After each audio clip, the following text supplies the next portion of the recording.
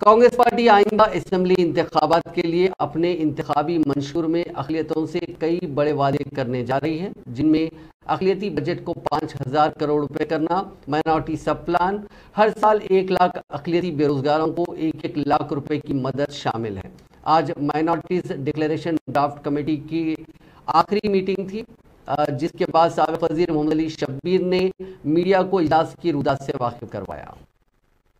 आकर आए हैं, जैसे कि जमात उलमा के पास है, ताबीर मिल्लत है, जमात इस्लामी है, तबलीगी जमात है, और भी बहुत सारे के पास गए। क्रिश्चियन कम्युनिटी के पास भी हम बहुत सारे ऑर्गेनाइजेशन करने गए। 150 ऑर्गेनाइजेशन के लोग हमें चिट्ठी के जरिए सजेशन भेजे हैं, और जो बड़े ऑर्गेनाइजेशन है लगभग 50 लोग हमें सजेशन के साथ उनके रिप्रेजेंटेटिव भी हमारे पास भेजाए हैं। हम भी उनसे जाके मिलकर आए। हमें बहुत अच्छे सजेशंस मिले हैं, और आज ये आखिरी ओपन सेशन था। इसके बाद हम लोग बहुत जल्द कहाँ जा रहे हैं शायद, आप भी 2 मिनट बात करें। इसके बाद ये सजेशंस को कंपाइल करके हम प्रदेश कांग्रेस कमेटी को हैंड ओवर करेंगे।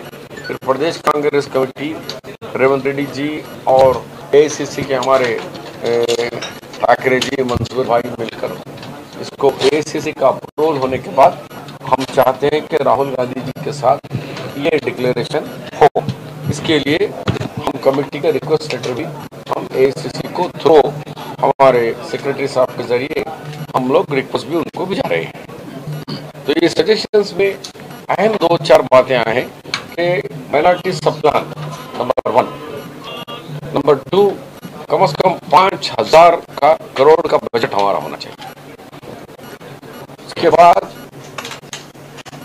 जो 4% मुस्लिम रिजर्वेशन है उसको प्रोटेक्शन, उसकी हिफाजत सुप्रीम कोर्ट लीगल बैटल होना चाहिए, और बढ़ाने के लिए जब ये सुप्रीम कोर्ट का जजमेंट आने के बाद अगर अदर